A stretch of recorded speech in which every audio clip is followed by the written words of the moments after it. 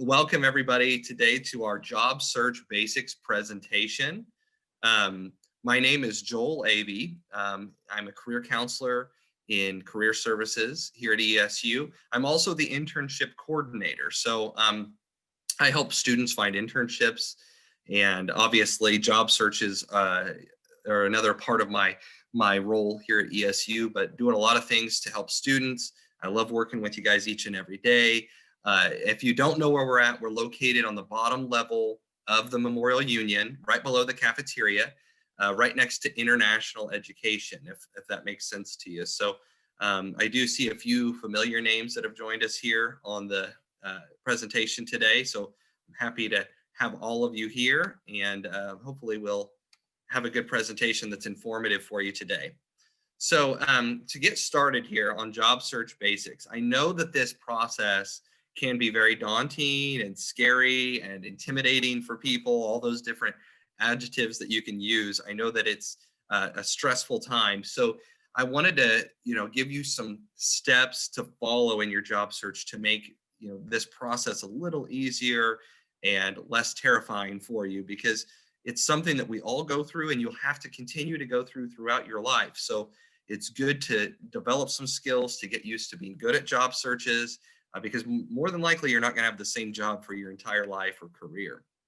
I also want to point out that the things that I'm sharing today don't just apply for full-time jobs, but also for any part-time jobs, but especially internships as well. If you are learning or searching for internships, these steps apply also for internships, full-time jobs, part-time jobs, everything. So I've got this first slide here that just talks about how to find a job, the steps to follow to help you in your job search. And I'm going to go through all of these individually and go more in depth to them, but you can see right here the steps that we typically try to follow whenever we encourage students in their job search. Number one is to establish a timeline and give yourself enough time to find a job. Okay. And by establishing a timeline, what I mean by that is identifying when you want to start your job, and then also when you're going to need to start your job search in order to start your job when you want to. So we're going to go into some details on that here in a minute. You're going to want to do your research on employers. You're also going to want to prepare your application materials and yourself too before you start this process. Noticed I said before you start the process, not after you start your job search. Okay. Use your personal network and use the right tools in your search is really critical. How you go to search for a job is one of the most important things that you're going to do, but also one of the common mistakes that people make.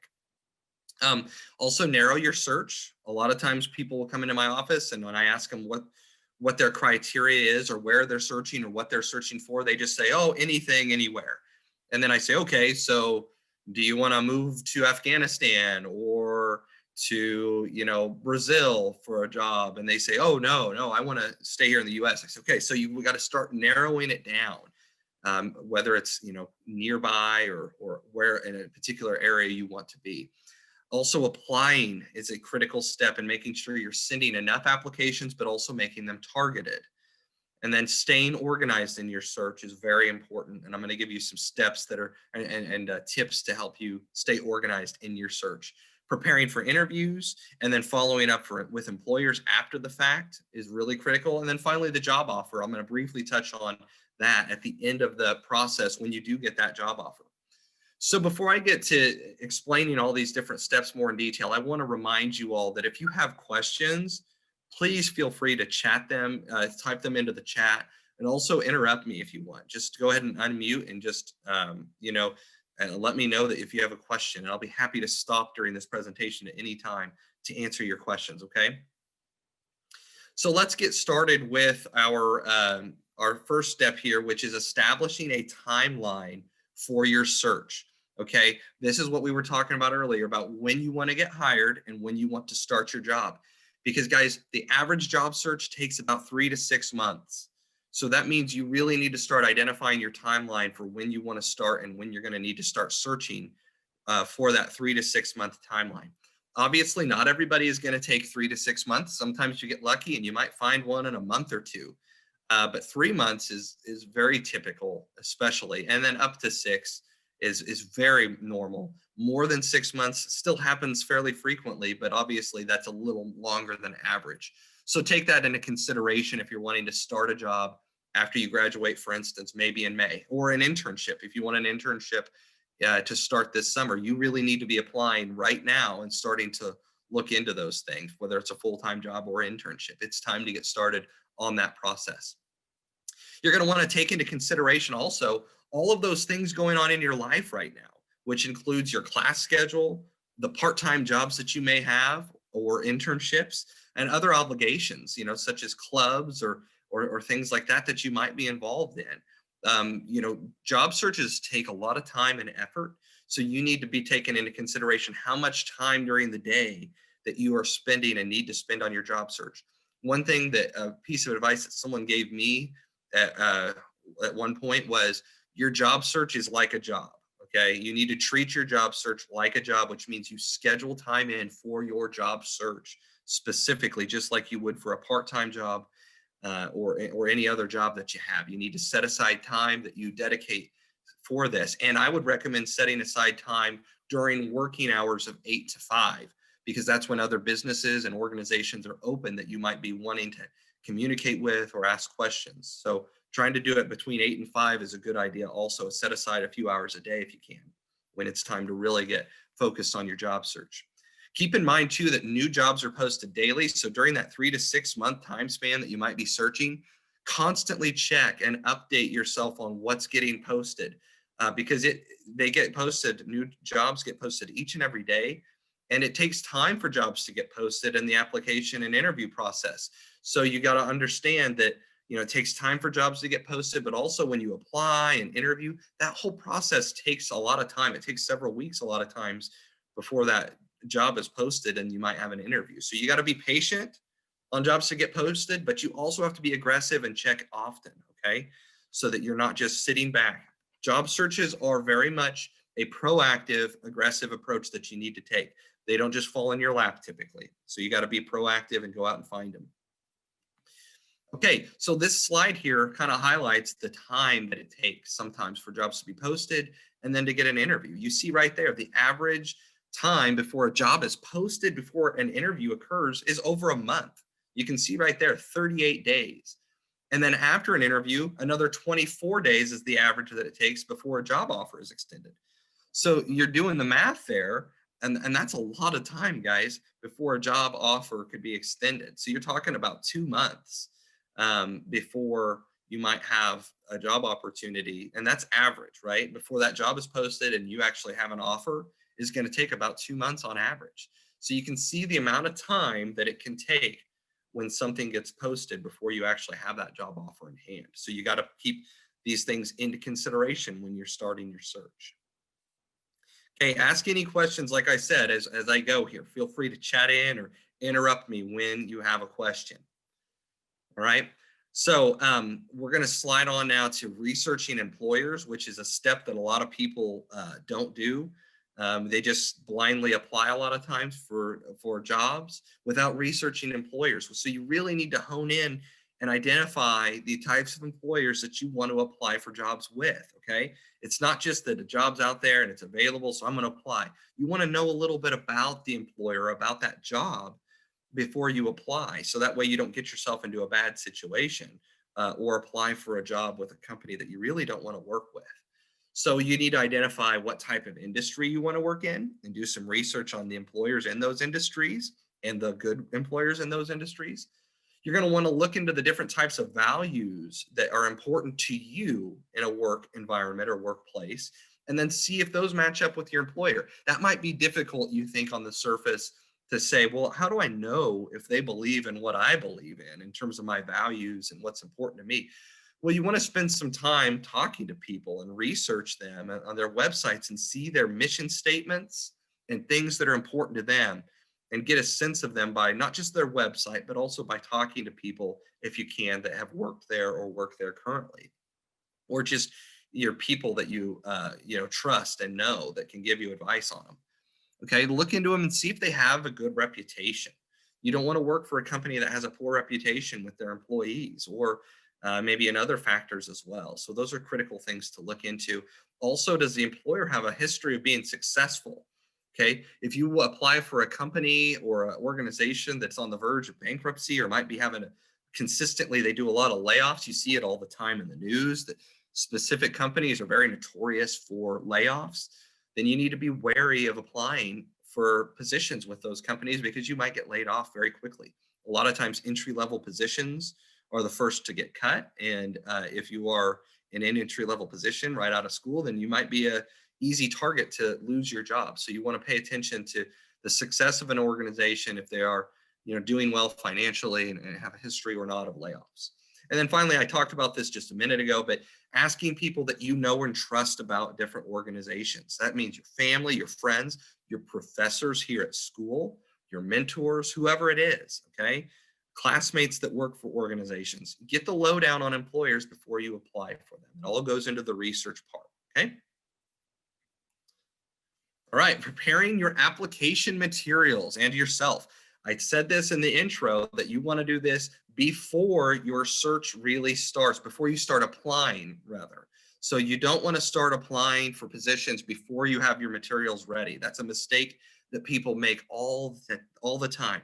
I get students that come into my office very frequently when they're doing a job search and they say, "Hey, I've been applying for jobs for several months and I've applied for 100 positions and I'm not even getting one interview. I don't know what's going on." And I ask them, "Well, what's your resume look like?"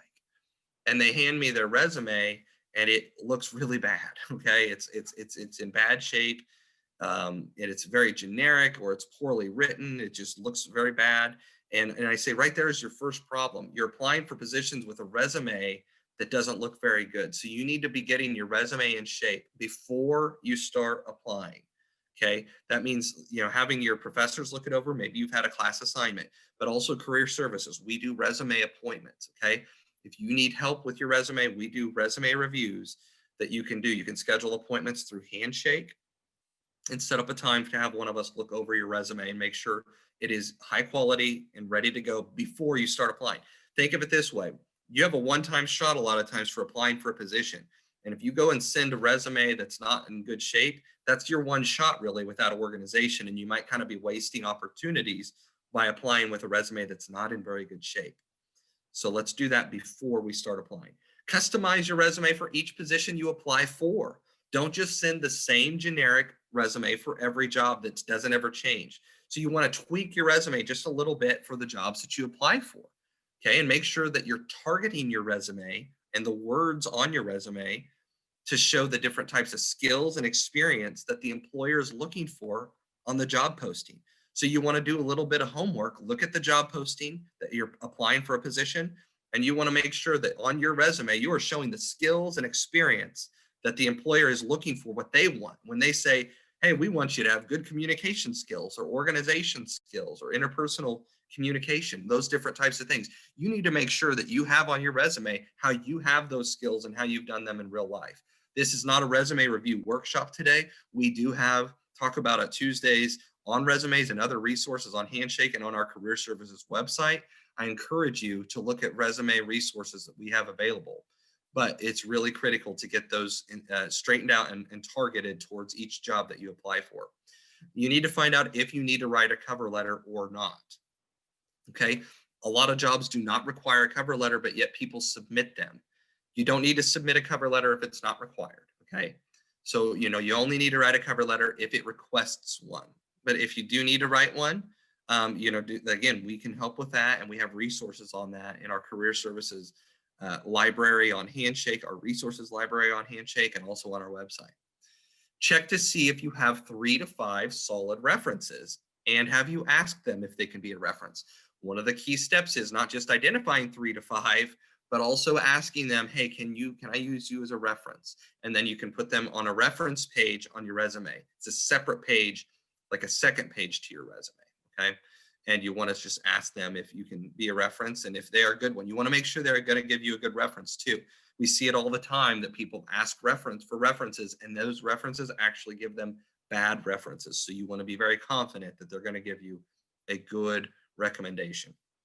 Finally, if you are an international student, There's a lot of different requirements and considerations. You want to go meet with OIE and also our office and career services for more information on the paperwork and process you might need to take for if you're applying for CPT or OPT and all those different steps and processes and paperwork that you need to do as an international student. And also seeing if the employers are going to be hiring international students is a really critical step in your research process. So what are employers looking for on those resumes? We touched on this, and I don't want to spend a lot of time on this, but I want to address this topic, what employers are looking for on your resume. Again, I did tell you to specifically tailor your resume and target it towards each specific job that you're applying for. But some general ones that employers are looking for, they want to see these types of skills right here on your resume when you go to apply. You want to be showing communication skills, written and verbal is also down here a little lower also.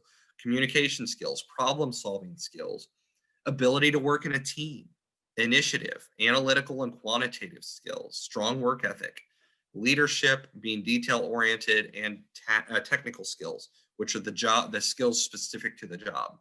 If you're a web designer, they want to know all the different programs that you've used to design websites and technology that you've used there. And also maybe if you're an accountant, they want to know what types of software you've worked with and different types of programs that you're proficient in and just general things like that.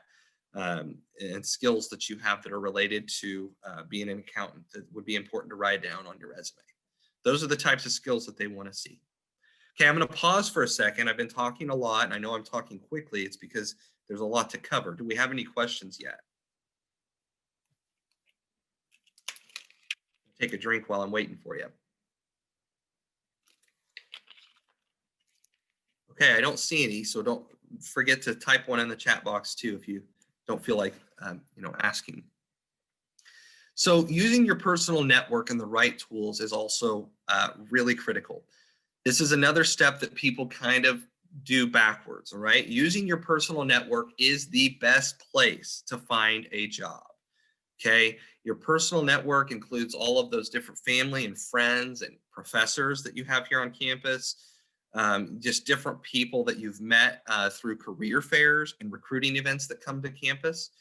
All of those people are your personal network, and that's where you need to be tapping in to first and foremost for your job search is talking to these people, let them know you're searching, and then follow up with them and communicate with them.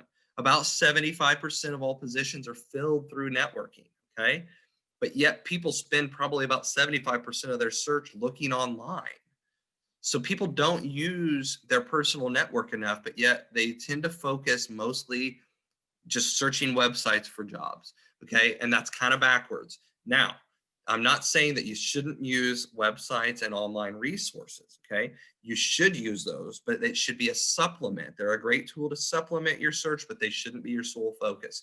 Your sole focus, first and foremost, should be your personal network. Don't be afraid to talk to your professors to ask if they have any knowledge or connections or people that they recommend that you apply for, okay? And also your family and your friends and your family's friends. Tap into your personal network, let them know you're looking, and ask them questions, okay? And then use your websites to supplement that search too. And there's some really good ones to look at. Handshake, I have the link right there. I'm not going to spend time going to it, but the Handshake link where you signed up for this presentation. Search for jobs and internships on Handshake. LinkedIn's a great place to look. They have a really good job board on LinkedIn. The cool thing about LinkedIn is it also shows connections that are from ESU or people that are connections that you are already connected with. It's almost like Facebook for professionals. And Handshake also has some different networking tools that you can use too for people from ESU. Google Jobs. So just on Google's website, you could type in accounting internships in Kansas City or web design jobs in Los Angeles. And that Google search, the cool thing with Google search and Google Jobs is it uses all the different websites like LinkedIn, Indeed, Glassdoor, on and on. There's just a lot of different examples of websites that post jobs. But Google Jobs uses all of those different search engines. So you get a lot of different options that are posted there. The cool thing about Handshake jobs that are posted there is that schools or employers rather have specifically intentionally posted those jobs in Handshake on our website. So if a job is posted on Handshake, on our ESU Handshake, you know that they have posted that job with them in mind that Emporia State students are going to apply for that job. So that's one of the benefits of using Handshake too, even before those other ones. Professional organization websites, um, you know, if you can always type in different associations too. If whatever you're going into, psychology, for instance, you can look in your different psychology associations, professional organizations, and see if they have job boards, and also just companies that you're attracted to. Check those out. And social media, follow places on social media. Jobs are posted all the time on different social media sites. And then we do job search appointments and career services. So if this presentation, finds that you still need some help after you've looked at it and it's still not working for you, or you just want some more intimate assistance, one-on-one assistance, we do appointments for job search assistance each and every day, okay? So once we've kind of done that and identified the different tools, you need to start narrowing your search. Remember that research slide. A lot of these things were talked about in the research slide. So what type of job you're looking for and what industry. So you got to start narrowing your search somehow. A lot of people just stay so broad and they say, I'm going to look for anything, anywhere. That's not going to work very well for you. You've got to start narrowing it down somewhere, whether it's what type of job or industry you're looking for, or companies that you're looking for, location, where do you want to work? Do you care? People a lot of times say they don't care. They really do care. So pay attention to what types of locations you want to do. Does it need to be close to, where you grew up, where your family lives? Does it need to be here in Kansas? Or do you want it to be here in Kansas? Do you not care? Do you want to go to the East or West Coast or somewhere in a different country? Okay, location's important. Pay and benefits is so critical. Knowing what you're going to be compensated with your pay, and not just your pay, but also health insurance, retirement, those boring things you probably haven't thought about a lot right now. Very important when you get a full-time job, your retirement and insurance and time off and things like that and benefits. Your hours and travel required for work. How many hours are you going to work? Do you want to find a job that is 40 hours a week, just your typical 40-hour-a-week job? Are you okay working 60 hours a week if it pays you, more money? Or you're like, you know what, 60 hours, I want to have more of a home life. That's going to be too much. Some people work 80 hours a week and they get paid bank, but they're never at home. So you need to identify what's important to you there. Reputation of the organization, we talked about in research. Also career growth and advancement opportunities. Does the organization present those that you're applying for? Do you feel like it's more of a dead end position where you aren't going to have much advancement opportunity? And then finally, we talked earlier about values. Do your values and the organization values match up? Okay, applying. Now this sounds simple enough, but again, there's more steps to it than you might think. I said apply, but maybe in a targeted manner. So don't just send out 100 applications blindly. We talked earlier about targeting your resumes for specific jobs. You're also going to want to maybe be a little more targeted in your approach to which jobs you apply for. It's going to take a lot of applications to get hired, and it takes a lot of time. We went over that slide already. 3 to 6 months, a lot of time to find a job. And it's going to take a lot of applications in there. If you're sending 25 applications, that's like nothing. Okay, that's very typical to have to send out 25 applications before you get an interview. So that gives you an idea of how many you need to apply for, but that doesn't mean just blindly apply. You want to still target those specific places you want to apply for. So don't just blindly scatter the applications, okay? Follow that criteria that we went over earlier in research and narrowing your search. Okay, and remember that it might take a while to hear back from employers, and sometimes you apply for positions and they don't say anything. So you can always follow up with them if you have questions. You can ask for a timeline or pay attention to what their timeline is. If you haven't heard back from them after a few weeks after you've applied or several weeks, you can say, hey, I applied for this position. I just wanted to check on the status of that and get some more information. You want to be persistent and find out a timeline, but don't be annoying. Okay, persistent but not annoying. Getting a timeline is important. Staying organized as your search in your search is also important. Create a tracking process. So when I was telling you to call up the employer or email them to ask questions, well, you might like, well, I don't know who to contact. This is where you want to create some organization in your search and creating a tracking process for your search and applications that you've sent out. You can create an Excel spreadsheet, a Google Doc, a Word doc, I don't care what it is, just something that is going to keep you organized. You're going to want to include the name and the location of the organization and the contact information of the person there that the contact person that's listed on the job posting or that you've spoken with before. Okay. And the contact person, you obviously want to be in communication with them from time to time, persistent but not annoying. Okay. And also type in some general notes and dates of communication that you've had with those organizations. So you can say, talk to Sally in HR with this company, with Cerner, on November 15th. She said she'd called me back in a week about this job. So that way you know that December 1st, it's been more than a week and you need to call Sally back, and you've got her contact info. You've got some general notes about that conversation that you had so you don't forget. It's very easy to forget who you're applying for, conversations that you've had when you start applying for 25, 50 organizations and jobs. So typing some notes will help you. Add your personal network and contact info in there as well. And recording these specific details and info is just going to make your life so much easier. Preparing for interviews, also critical. Sometimes this might be your first important or real job interview. So if that is the case for you, or you're very uncomfortable in job interviews, even if you've done them before, we do mock interviews and career services to help you. So make sure also, in addition to being prepared for interviews, that you have clothing that is appropriate. So you want to look the part, okay? Suits, pants, dress shoes, etc. But not just this clothing. You want to make sure that your hair is cut and is in good shape before you do an interview. Your piercing and tattoos are not distracting, and jewelry as well. All of those things need to look professional. We have a lot of resources on that as well. You want to know where to be and when to be there and be on time, okay? That seems obvious, but when you go into an interview, you need to know exactly where that room is, and maybe go into that office, without them knowing you're there at some point, and just kind of feel out the lay of the land and know that where those offices are located. Finally, you want to ask for a timeline when you interview on, when you get done with that interview, you want to get a timeline for when you're going to hear back on that job. A lot of times people forget to ask when they say, do you have any questions for me? If they haven't told you a timeline on when you're going to find out when you're going to get the job or not, you need to ask that. So that way you're not just waiting blindly. Okay. And then finally, send a thank you note after the interview. Only about 15% of people do it. It can be a handwritten note. That's always a good touch. If you do an email, that's acceptable. Handwritten notes are better, but emails are okay.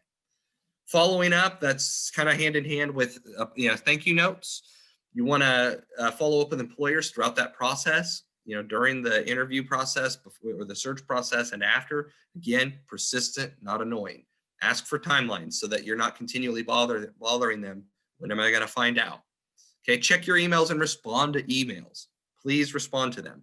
And then answer your phone when they call. Or if you're in class, return the call if they leave a voicemail. Don't just sit on these things and wait, okay? And always be polite and professional, even if they decline you for a job. Be polite and professional and thank them.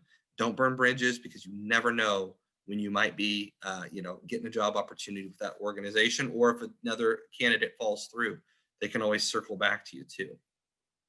Finally, you get to that stage where you get the job offer, okay? We've done this search, we've interviewed, knocked it out of the park. Now it's time for the job offer, which is exciting. You're going nuts probably when they offer you, and your first thing is, I'm going to take this job. Heck yeah. Keep in mind, it's exciting, but you don't have to take it right away. You can give yourself some time to consider the offer, okay? Especially if you're waiting to hear back from other interviews. You might have interviewed 2 or 3 places within that same week.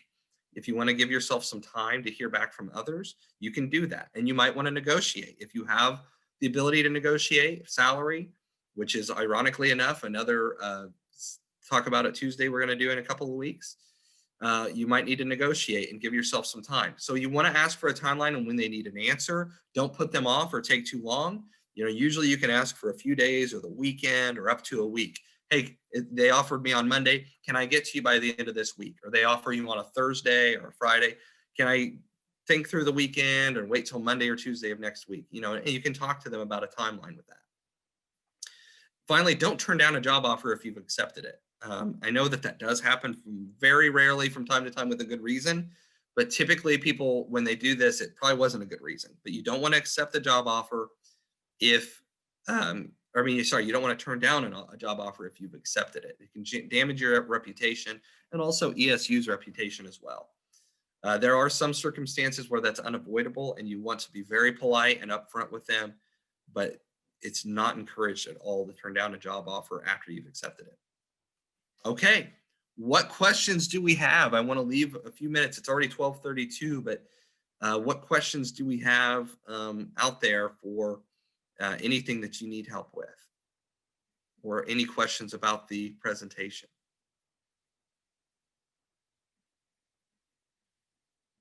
Okay, I'll give you guys one more second while I kind of wrap up, but just reminding you to stop by our office. We're remotely right now, so if you stop by our office, that really means more like schedule an appointment virtually. But our office is there for so many different resources. If you look on Handshake, you need to schedule an appointment. You can schedule different types of appointments on there. I told you earlier that we have a resource library under Career Center on Handshake as well for different things that can be helpful to you. And also, if you want to follow up with me, you can always send an email to me or call the office or whatever it is, or send a message on Handshake to me.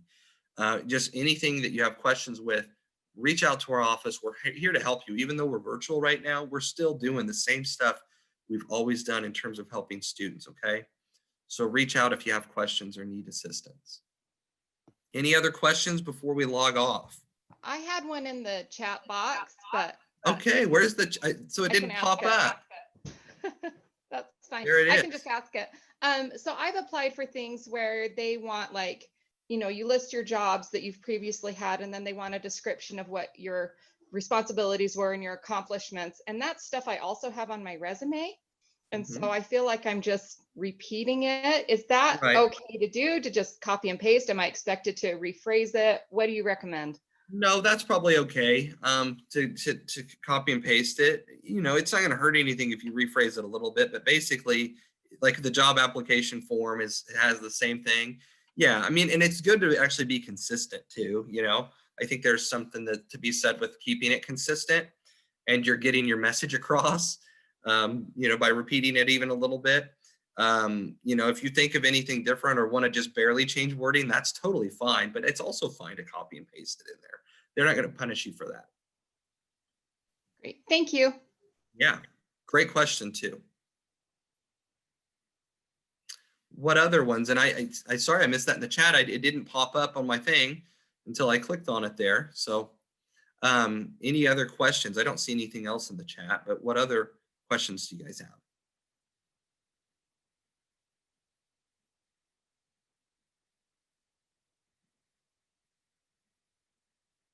Okay, seeing none, hearing none, that'll conclude our presentation for today. Thank you so much for joining me. And just be sure to reach out to myself or anyone in Career Services if you need any help moving forward. All right. Thank you so much and have a good day. And good luck in your job search for any of you starting that process out there. All right. Have a good one, guys.